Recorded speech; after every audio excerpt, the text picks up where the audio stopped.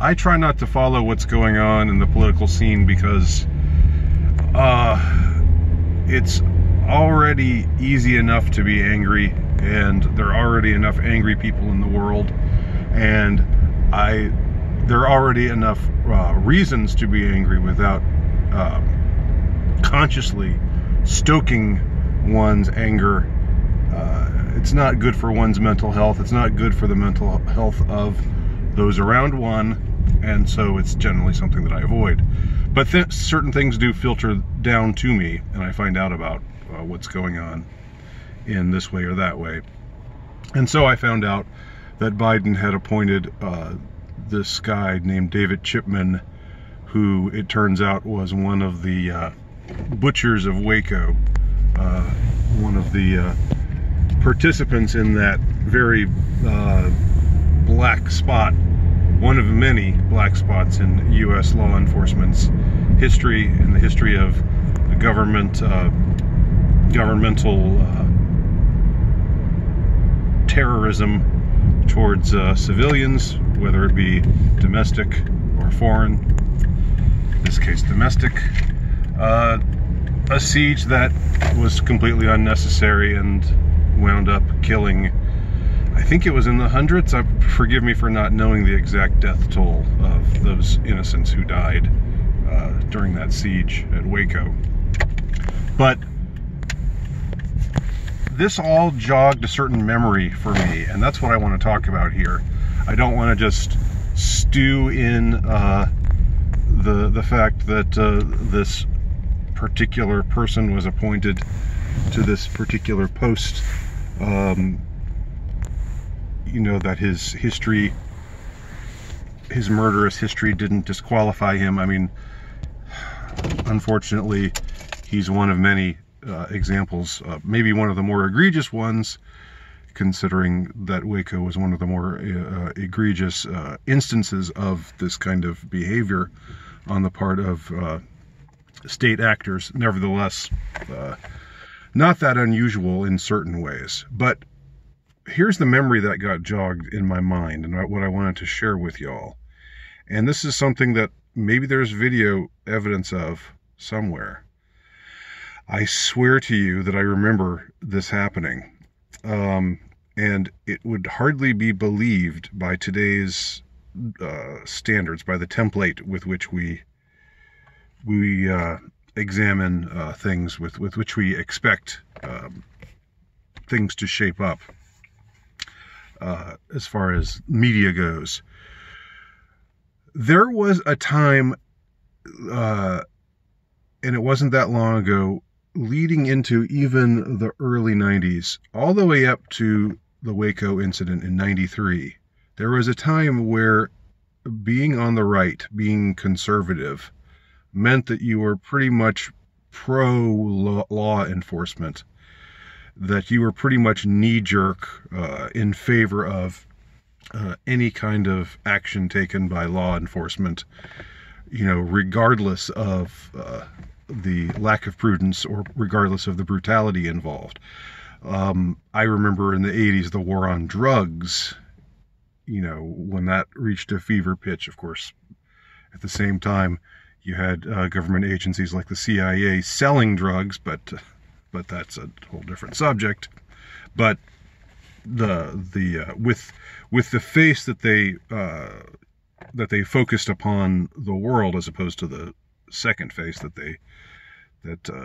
they turned away from the world, in the left-hand path, if you will, in which they practice such dark deeds, of which drug dealing, you know, is only a minor infraction.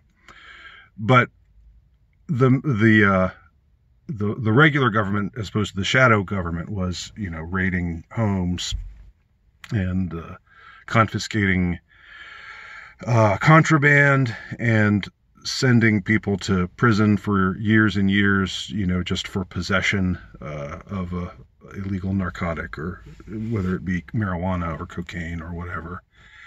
And there was on the right at the time, in the 80s, there was really no questioning of this. It was just, it's good. We've got to get tough on drugs, and we've got to take these people down. And the SWAT teams are the good guys, the people who are geared up in body armor, raiding people's homes. These are the good guys.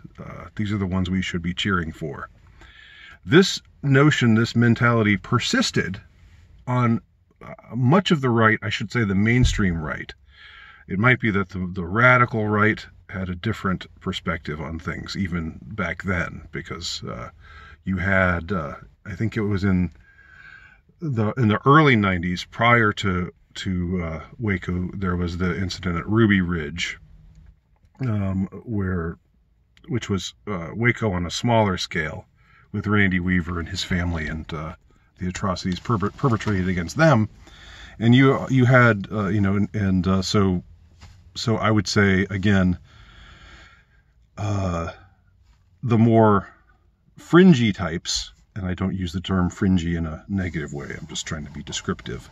The more fringy types would be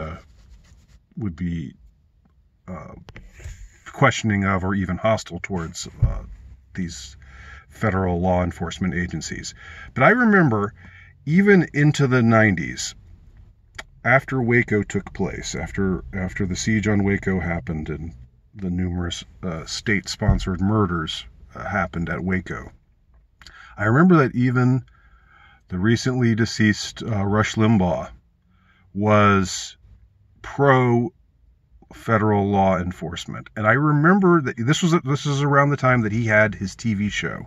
He had a short-lived TV show for a time, I guess, for maybe a couple of years in the early 90s, including 93.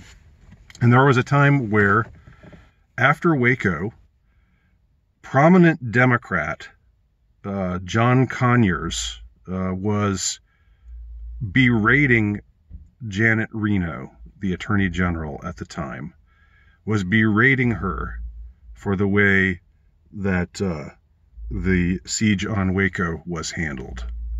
So you had a liberal Democrat raking Janet Reno, who was appointed by Bill Clinton, raking her over the coals for what took place at Waco. And Janet Reno responded with defiance. I don't remember exactly what she said, but she just said something like, we did what we had to do, and I would do it again, and just not showing any remorse for what took place. And I remember that Rush Limbaugh said something like, "Get this woman a medal," and his studio audience all applauded. It's so hard to picture, it's so hard to believe right now that took place, but I remember this. I remember seeing it on TV, in my little tiny TV in my that I owned at the time, in my little apartment that I had, where I had barely any furniture. I just had a mattress on the floor. It was kind of somebody joked that it looked like a meth lab kind of place. I just don't believe in having a bunch of stuff. So I was a single guy, bachelor, just out of college, living alone at the time. I remember watching this on TV and taking note of it and saying to myself, wow, Rush Limbaugh is coming to the defense of Janet Reno, who was the appointee of Bill Clinton, after she was being attacked by John Conyers, who was a Democrat. And so somewhere along the way, it became hip and cool on the right to be critical of law enforcement, but particularly federal law enforcement. And it became less of a fringy thing, fringy in quotation marks. Like a couple years later, it seemed like there were people saying, "Oh, Clinton's response to the Branch Davidians at Waco was just so out of line, and it shows that the